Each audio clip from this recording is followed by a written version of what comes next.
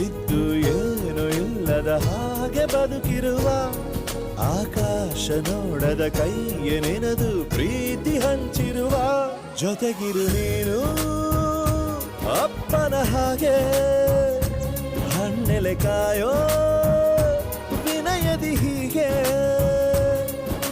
ನಿನ್ನನು ಪಡೆದ ನಾವು ಪುನೀತ ಬಾಳು ನಗು ನಗುತ್ತಾ ಬೊಂಬೆ ಹೇಳುತ್ತೈತೆ ಮತ್ತೆ ಹೇಳುತ್ತೈತೆ ನೀನೇ ರಾಜಕುಮಾರ.